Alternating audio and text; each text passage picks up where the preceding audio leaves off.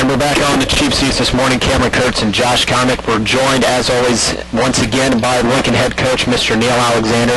And Coach Al, an impressive win for your Railers last night. And a little bit of a struggle there right around halftime. And Lanphier definitely out-rebounded us on the boards last night and kind of got the upper hand when it came to those rebounds and on the defensive side of the ball. But nonetheless, an impressive win for you guys.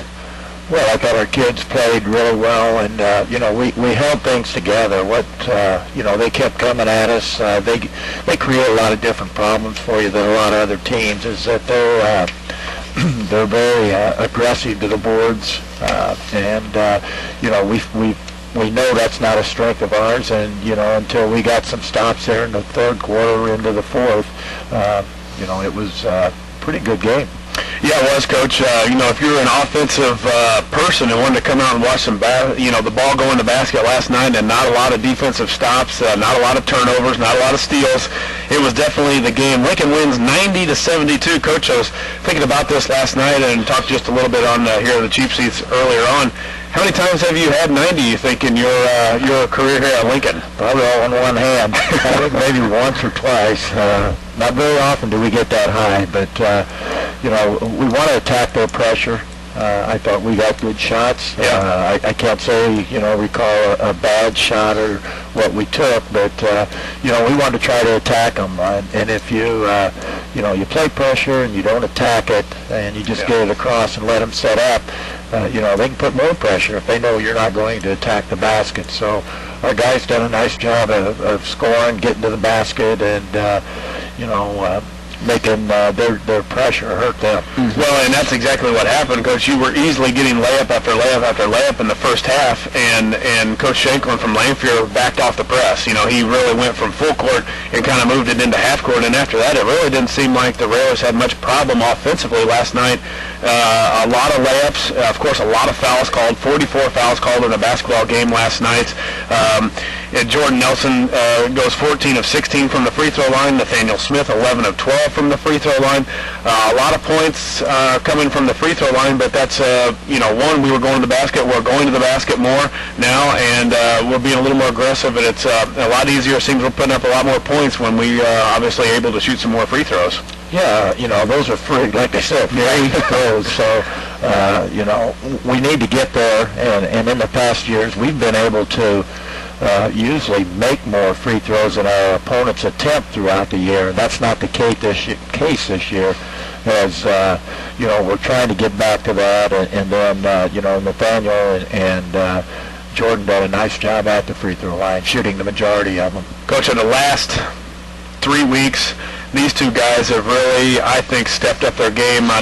We can always talk about scoring and that, but I think a lot of the little things, Nathaniel Smith, right around 6-7 rebounds was a big concern for me coming into the season. And would we be able to replace a Ben Brackney, who was about 17 points a game and about 8 rebounds? And Nathaniel Smith, especially in the last month and a half, 2 months, right after Christmas, has really stepped up his game and brought it to what Ben had brought last year to the table. And talk about these two guys, and there's, of course, you need all the guys every game, there's no doubt, but these two guys especially, the two seniors, have really, I think, figured out when they need something. One of those two guys, if you need a big steal, Jordan or Nathaniel, again, you need that big rebound, one of those two guys is going to grab it. Talk about the senior leadership that these guys have brought on, especially here in the last 2 months. Well, that's the way it should be. Your seniors doing the leadership and doing the little things. They've been around the longest, and they should be doing the little things that, make you successful. And I tell you, Jordan had an outstanding offensive game last night. And then, Nathaniel, his numbers aren't bad either. So, one of the things that concerns me after a night like that is, somebody coming out in a triangle and two. Yeah. So we're going to go to the gym today and kind of spin and go through our triangle and two offense just to make sure that we're prepared for somebody to do that. But, when you got two guys scoring as many points, a percentage of points that they're doing, you have to create other opportunities or prepare for other things that are going to come your way. Yeah, real quick, Cameron, before you got your next question, our stat man, Jeff Benjamin, has a stat here that he has brought to us, a full booklet of things that he makes up, and what a wonderful job he does.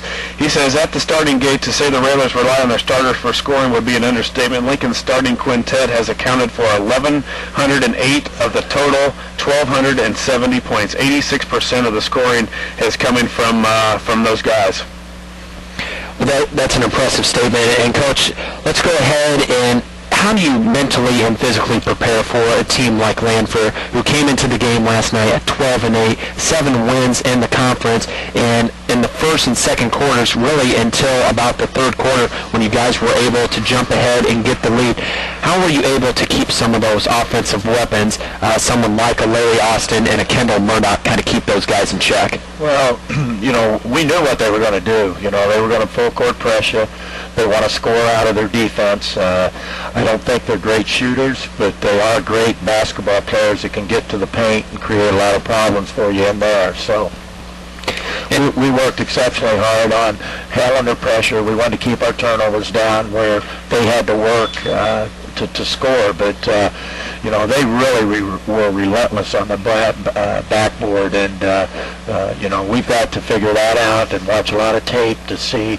I think they're still in the lane. If you check out Roy asked last night, they're still out there. Murdoch has been there for a long time. They're still there this morning, so we're going to ask them if they can move off the court so we can have a workout this morning. 22 points for Kendall Murdoch and Larry Austin, 10 points. And, Coach, what were some of the things that were running through your mind at halftime? At the end of one, Lanphier was up 24-18, putting up 24 points in the first quarter. That's very good for a high school game. At halftime, you were down by 3, 37-34. What were some of the things that were said in halftime that kind of helped give you guys a spark and help jumpstart you getting ready for the second half? Well, I was really irritated the way we finished the half. We got down 27-20, and then we went on a 12 or 14 point run and went up, and then we just relaxed. And you cannot relax against Lanphier because they can score points in a hurry, and they proved that point there towards the end of the first half. They're very quick. They got great hands. They're relentless on the glass. And if you relax and stand up and don't stay down in a good basketball stance, they're going to take it from you. And that more than anything really upset me towards the end of the first half is when we let them score. I think the last 7 points of the half when we went on a 14-0 run. Yeah, that was a scary point for Railer fans there at halftime, but third quarter goes about like the first half went. The Railers get up a little bit, and then into the fourth was really where it fell apart for the Lions from Lanphier. Foul trouble, technical fouls came into play, and really Nathaniel Smith and Jordan Nelson down the stretch. A lot of Jordan Nelson from the free throw line, especially. 14 of 16. He had 27 points in the fourth quarter. He was 14 of 20 from the field, 14 of 16, like I said, from the free throw line. 48 points. Nathaniel Smith, we talk about Jordan's night, but Nathaniel steady as Eddie, 6 of 10 from the field, 11 of 12 from the free throw line, 6 boards, and those two guys were the ones that stepped it up. But really, I thought really in the fourth quarter when things were getting crazy, fans and things getting somewhat a little bit maybe out of control, especially for Lanphier, the Railers did a good job of handling the pressure, and when we handled that pressure, we were able to get layups, and that's really what built that lead, along with some late free throws. Well, you take a look at it. We had, 10, 11 turnovers, but, every one of them stick out in people's minds. But I'd like to see those people step up and try to play against that pressure that Lanphier puts on. Those kids, that's the quickest team that we've played all year, more so than Southeast. I think Southeast is more controlled with their pressure and how they use their quickness. But, Lanphier was really quick and everything, so our guys did a nice job with everything that we were doing, and it's where we scored a lot of points, and hopefully our guys now are focused on tonight's game because it becomes very important. And, Coach, you talk about tonight's game. Of course, 6:30 start time for that. Those conference games that are played Saturday night have a 6:30 start. And what are some of the keys to the game that you want to focus on for a very tough Springfield team? Willie Wiley, a very, very well-respected and well-rounded athlete that he had. he gave us a little fits last time that we saw the Springfield Senator Balting. What are some of the things you're going to do? Well, I think, they control tempo very well, and they're a type of team that can play either fast, slow, however you want to play. If you get into a slow game with them, you let them use their strength and be able to tie Jordan up or Smitty up. So we want to try to run a little more transition. I think the last, basically the last 3 or 4 weeks, our kids have done a lot better job of being able to get the ball out and getting down the floor and try to find a good shot that's, I don't want to say quick shot, but if it's quick but a good one, then we need to look at it. But you also got to know the situation in the game, flow of the game, what the runs are. You don't want to continue to keep shooting it if we're not making them and they're running down and shooting layups, and you're in that type of flow of the game. So our guys are getting better at learning the situations in the game and knowing how to play. Yeah, Coach, you talk about that last time Springfield came to Lincoln. Lincoln was a loser 43-42. Jordan Gessner was the leading scorer that game with 18. Austin Kirby led the way on the rebounds with 6. Coach, real quick, talk about last night's performance for Jordan Nelson. 14 of 20 from the field, 14 of 16 from the free throw line. 48 points, a new Lincoln High School record. Of course, broke the record of maybe one of the greats, Chuck Verderber, 44 points. A special night for Jordan, a special night for yourself. Railer fans that were there were excited of what went on. And, we talked about earlier, you think a guy that scores 48 points, he just goes crazy from the three-point line, or he does a lot of where you don't even play defense, you just stand on the offensive line and throw him the ball. It wasn't that case last night. He was just I thought he took really good shots. He didn't force anything. There were some deep threes. I know one by the volleyball line, but it looked good from where we were standing, and he was on fire at that point, and it went in. And what a performance offensively to get going last night when you needed it. You about said it all there. It was a great performance, and scoring 48 points on 20 shots is exceptional. And like you said, you kind of look at him and the long range, but he can stretch defenses really to where they got to come out and cover you, and but he was fun to watch last night. He took good shots out of the offense, got to the free throw line, made those, and I think what's impressive, or what we've been trying to get him to do more of, is get to the paint. We've got some options in our offense where we want him to rip and get to the paint, and I think 3 or 4 times last night he shot layups, and if you can shoot layups and then hit your threes, I think you're in pretty good shape. So it was an outstanding performance by Jordan, and hopefully he'll continue the role. Yeah, one that lasted since 1977 is when Chuck Verderber did that. But Coach, talk about now tonight's where he has to transition into, you see it a lot in Major League Baseball where a team puts up 15 runs and comes back with 2 the next day, and you're like, they just scored 15, how is he going to come back tonight? Well, that's the thing Jordan's got to be able to do tonight against maybe 2 of the best on-ball defenders in our league, and Mark Gilchrist and the Kramer kid, who really gave, I think, Jordan the most fits out of anybody this year, and trying to guard him coming off a 48-point night and then facing a team that you didn't play as well as you have all year, and have 2 tough defenders. What's he got to do tonight? Not even to duplicate the 48, just maybe get 15 to 20. Well, I think one of the things Jordan has done over the past couple or 6 weeks is he's let the offense kind of create for him. I can recall maybe 1 or 2 bad shots that he's taken, but for the most part he's been very good about his selection and so forth, and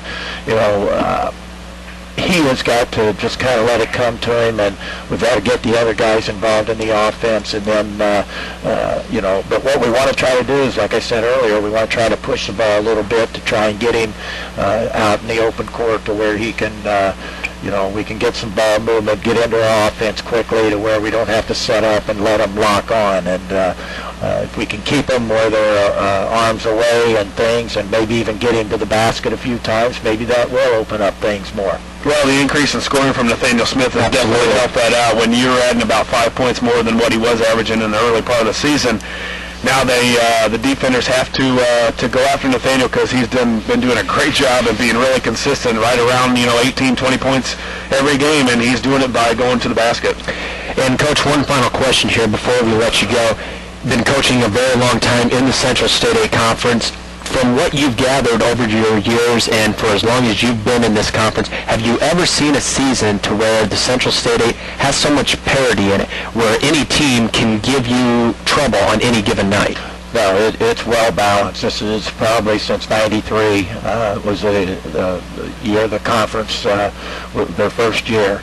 And, we've had some really dominating teams. We've had NBA players in our league. We've had a lot of Division I, players. So the parity is out there. And, I think it showed last night where Rochester, who's won 2 games in our league, takes Griffin to double overtime. And, people ask about Rochester. Give them time. I think they're the Chatham of in 1993 when this league started. Chatham only had about probably 900 students at that time, and now then they are probably one of the largest schools, if not the largest. And Rochester will grow over time. Rochester will be a good fit for our league. Yeah, you talk about the talent that's been in the Central State. We were talking last night during the game of maybe Lanfear has had the most talent overall. I remember when I was a sophomore, and of course you were here, Coach, when they had the Walker brothers and Victor Chukadebe and T.J. Jumper. Those were 4 Division I athletes right there. T.J. Jumper was a high jumper at Illinois, and then they had a junior, I believe his last name was Washington, who had, I believe, gotten a car wreck, and but he was a guaranteed Division I player also. Richard McBride, Andre Iguodala. I mean, you can every year. Goes on and on. Yeah, Carl Madison from last year. I mean, it just Lanfear and Lincoln have had that heated rivalry, and it was up again last night, and we'll have it again maybe 2 more times. We got to go to Lanfear the last game of the year, and then possibly if the Railers stay on pace and do what they have to do, get the number 1 seed in the regional, and we're looking at possibly Lanfear or Springfield, maybe, which is crazy to say. We got beat by Springfield, and they're looking maybe at a 5th seed, depending on what we do tonight. But you've got a chance of seeing them 2 more times. Very much so, and probably within 6 days. Yeah. And, that's not good, and it could be even sooner than that. We could play them Friday and turn around and play them again on Tuesday. If the seedings went the right way and how they fall, and that's not a good combination at all. So, we just have to play them one at a time, and, we want to take care of business tonight, and then we'll worry about the regional when it arrives. But one positive thing is that it is at Roy S., and, we want to make sure that we're ready and playing well and once that gets here. Coach Neil Alexander, we thank you for your time this morning, and thank you for coming in every Saturday morning. Victorious last night and a good challenge tonight, taking on the Senators of Springfield High School. That game is set for 6:30 with the sophomore game starting at 5 o'clock, varsity at 6:30, a game you can catch right here on 96.3. Josh will be out there along with Jeff Benjamin and Tom Larry. Coach, we thank you for your time today, and good luck tonight. Thank you. And Josh, we've got a couple other things that we want to talk about here, and we'll bring Jake back on here in a minute to talk about some of the specials he's got going on out here. But real quickly, before we bring Jake back on, we got some local action that we want to talk about.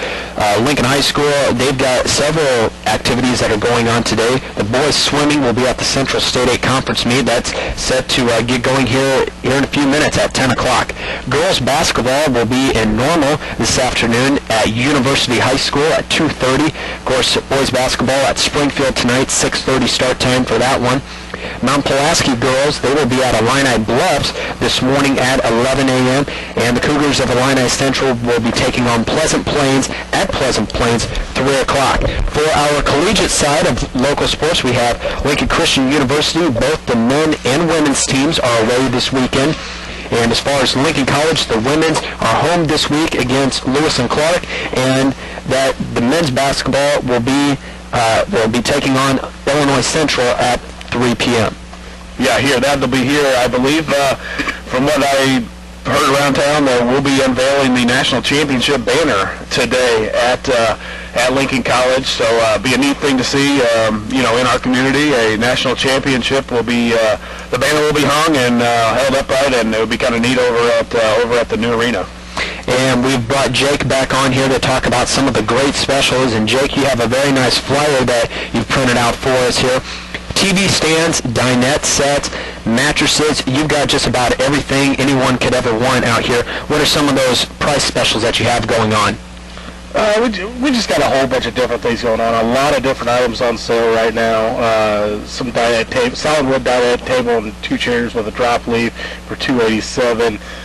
We got TV stands starting as low as $200. Just a lot of good deals, and as always, Jake's Furnishings, we guarantee the lowest price on all your Ashley furniture needs. And speaking of those Ashley furniture needs, here's a great deal for you. A Wyatt bedroom set, a 5-piece bedroom set. This includes the headboard, the footboard, rails, dresser, and the mirror for under $1,000, $999, and of course that's the Ashley Furniture Wyatt bedroom set. And you've got other specials going on the plush top mattresses you have out here. You've got the Fenton, the Albany, the luxury and pillow top, and also the luxury firm mattresses. Sales specials going on all weekend. Oh yeah, we're always doing stuff with mattresses. We do a lot of bedding sales, and what's better than going home, getting a good night's sleep, and then being fresh and ready to go for the rest of the day. You need that, you know. I do. Especially kids. Yeah. Josh, you probably need them more than any of us, and I probably need to take a look at getting a new mattress for my bed up at college. That bed is like sleeping on a brick, but hey, it gets the job done. Gentlemen, interesting weekend of sports that we have ahead of us. And Jake, any final comments that you want to give here on the Whaler game for tonight, taking on Springfield? Final comments about the Whaler game? Just, they need to stay focused. Make sure last night's done. Move it on to the next step. Regionals is right around the corner, but you got to stay one game at a time, unfortunately. Well, you've got to take care of business. You can only do so much. You can handle your business, especially if you're going for the Central State A crown. You've got to handle your business, and then you got to hope somebody knocks off Southeast if you want a chance at the Central State A. And one quick comment about the NFL Super Bowl. Isn't this kind of a feather in the cap for Indianapolis? Wanting to get the Super Bowl in Indianapolis this year, the big selling point for Dallas was the weather. And they've got snow, bitter cold temperatures, canceled flights, some of the worst weather they've had in years. And it's looking good for Indianapolis for next year. Yeah, there might be a few empty seats in Dallas Stadium, which won't make Jerry Jones very happy at all. We want to remind everybody next weekend for the Whaler games, Friday and Saturday, we will be having the food pantry. So bring your non-perishable items out to Lois Anderson Gymnasium for a great cause. A lot of businesses in town taking part in that, and we wanted to send that on here on 96.3. So bring all your items out and help out the food pantry, those in need. That's next Friday and Saturday night when the Whalers have home games.